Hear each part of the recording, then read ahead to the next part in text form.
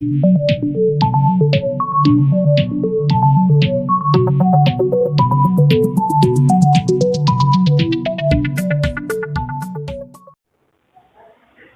Students, concepts of physics में आपका स्वागत है। हम लोग क्लास 12 के फिजिक्स में मूविंग कॉइल गैल्वेनोमीटर देख रहे हैं और आज उससे संबंधित मैं कुछ आपको न्यूमेरिकल्स बताऊंगा। एक क्वेश्चन देखिए, the current sensitivity of a moving coil galvanometer increases by 20% when its resistance is increased by factor 2। Calculate by what factor voltage sensitivity changes. इसका मतलब समझ लीजिए कि किसी मूविंग कॉइल गैल्वेनोमीटर के करंट सेंसिटिविटी को 20% बढ़ाया जाता है और ये बढ़ाने के कारण उस गैल्वेनोमीटर का कॉइल का रेजिस्टेंस दोगुना हो जाता है, यानी फैक्टर 2 से इंक्रीज कर जाता है। तो आप बताइए कि उसके वोल्टेज सेंसिटिविटी में कितना चेंज होगा। देखिए कैसे करेंगे इसको। हम लोग जानते हैं, यहां तो पहले दिखा दीजिए किससे हमने क्या माना है। CS means current sensitivity, CS dash means changed current sensitivity, VS voltage sensitivity and VS dash changed voltage sensitivity. तो यहां देखिए अब सॉल्व करना शुरू करते हैं। CS तो आप जानते हैं NBA/K होता है और यह भी जानते हैं कि जो VS है वोल्टेज सेंसिटिविटी, वो current sensitivity by resistance of the coil होता है। तो चूंकि करंट सेंसिटिविटी दिया हुआ है कि अब जो चेंज्ड करंट सेंसिटिविटी है पहले के करंट सेंसिटिविटी से 20% ज्यादा हो जाता है, यानी कि पहले का करंट सेंसिटिविटी CS, अब का करंट सेंसिटिविटी CS डैश जो है उससे 20% ज्यादा हो जाता है, इसीलिए हमने 120/100 कर दिया है। तो वोल्टेज सेंसिटिविटी अब का क्या होगा? वोल्टेज सेंसिटिविटी अब का होगा अब का करंट सेंसिटिविटी डिवाइडेड बाय अब का रेजिस्टेंस R डैश। तो अब का करंट सेंसिटिविटी कितना है? 120/100 CS। और अब का रेजिस्टेंस कितना है? तो पहले के रेजिस्टेंस से दोगुना हो गया। इसको आप सॉल्व करते हैं तो ये हो जाता है 60/100 और इधर CS/R, और CS/R के जगह पे VS बैठा सकते हैं, यानी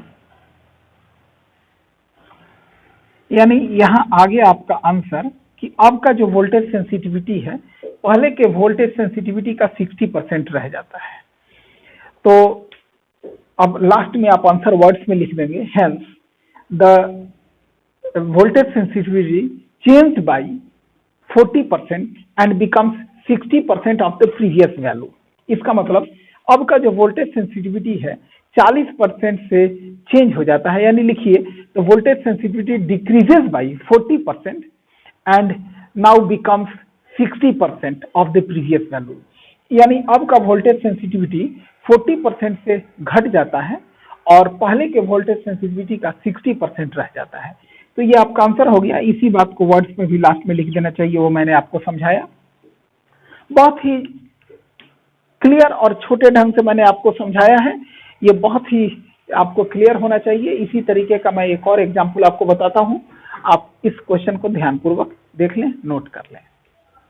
अब देखिए अगला क्वेश्चन मैंने लिया है, to increase the current sensitivity of a moving coil galvanometer by 50%, its resistance is increased so that its new resistance becomes twice its initial resistance. By what factor does its voltage sensitivity change? बिल्कुल वैसा ही question है। फर्क यहाँ है कि यहाँ current sensitivity 20% बढ़ा था, यहाँ 50% बढ़ा है, और यहाँ भी रेजिस्टेंस इस दरमियान ट्वाइस हो जाता है। तो यानी ये सब चीज तो लिखेंगे ही, उसके बाद की मैं बातें बता दूं कि voltage sensitivity is equal to current sensitivity by resistance of the coil. और अगर अब का जो वोल्टेज सेंसिटिविटी है तो अब का करंट सेंसिटिविटी बाय अब का रेजिस्टेंस R डैश।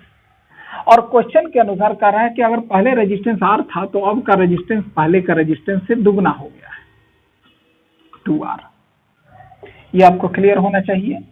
और एक चीज जान लीजिए कि करंट सेंसिटिविटी अब कितना हो गया है, तो पहले के करंट सेंसिटिविटी से 50% ज्यादा हो गया है। तो देखिए यहाँ 20% ज्यादा हुआ था तो 120/100 of previous value of current sensitivity किया था। अब यहाँ 50% ज्यादा हो गया है तो 150/100 of previous value of current sensitivity अब का करंट सेंसिटिविटी हो गया। तो therefore Vs dash is equal to, अब Cs डैश के जगह पर ये वैल्यू बैठा देंगे 150/100 इंटू Cs, और ये तो Cs डैश के जगह पर आ गया और पॉन में हो गया 2R, और इस प्रकार ये हो गया आपका सॉल्व होके 75/100 Cs/R। ये हो गया 75/100 और Cs/R के जगह पे बैठ जाएगा Vs। यानी अब का जो वोल्टेज सेंसिटिविटी है पहले के वोल्टेज सेंसिटिविटी का 75% यानी 75% रह जाएगा। तो लास्ट में यहाँ लिख देंगे hence the voltage sensitivity is changed by the voltage sensitivity is decreased by 25% and becomes 75% of the previous value। ये आपको बिल्कुल क्लियर होना चाहिए। और इस प्रकार अब मैं समझता हूं कि कोई क्वेश्चन आप बना सकेंगे। आज आप ट्राई करेंगे और अगले वीडियो में मैं आपको ये बताऊंगा कि कैसे एक गैल्वेनोमीटर से एमीटर बनाया जाता है और कैसे वोल्टमीटर बनाया जाता है। धन्यवाद।